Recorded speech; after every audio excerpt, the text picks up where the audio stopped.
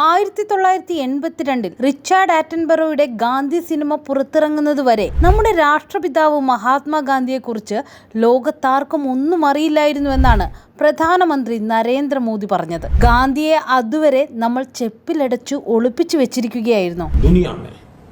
महात्मा गांधी एक बहुत बड़े महान आत्मा थे। क्या इस 75 साल में हमारी जिम्मेवारी नहीं थी क्या कि पूरी दुनिया महात्मा गांधी को जाने? कोई नहीं जानता, माफ करना मुझे।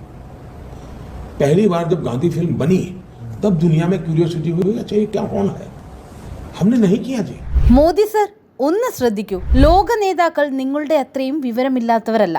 രക്തവും മാംസവുമുള്ള ഇങ്ങനെ ഒരു മനുഷ്യൻ ഭൂമിയിൽ ജീവിച്ചിരുന്നതായി വരും തലമുറ വിശ്വസിക്കുകയില്ലെന്നാണ് 1939 സാക്ഷാൽ ആൽബർട്ട് ഐൻസ്റ്റീൻ പറഞ്ഞത്.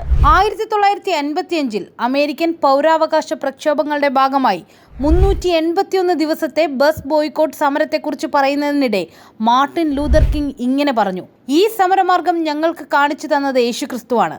ഇത് പ്രായോഗികമാണെന്ന് കാട്ടിത്തന്നത് ഗാന്ധിയാണെന്നാണ്. 1961 ജനുവരിയിൽ അമേരിക്കയും 1967 കോങ്കോയും ആദ്യമായി ഗാന്ധി ചിത്രമുള്ള തപാൽ സ്റ്റാമ്പുകൾ പുറത്തിറക്കി.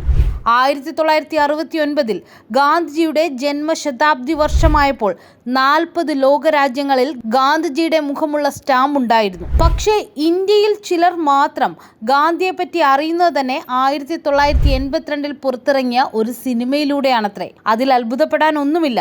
പക്ഷേ ഈ പറയുന്നവർ ഒരു പ്രാവശ്യമെങ്കിലും ആ സിനിമയൊന്ന് കണ്ടു നോക്കണം. ഗാന്ധിജി ആരെന്നറിയാനല്ല, ഗാന്ധി എന്തായിരുന്നുവെന്ന് മനസ്സിലാക്കാൻ. ഇത്രത്തോളം രാഷ്ട്രപിതാവിനെ നിന്ദിച്ചിട്ടും സ്വമേധയാ മോദിക്കെതിരെ നടപടിയെടുക്കാത്ത തിരഞ്ഞെടുപ്പ് കമ്മീഷന് നമോവാകം.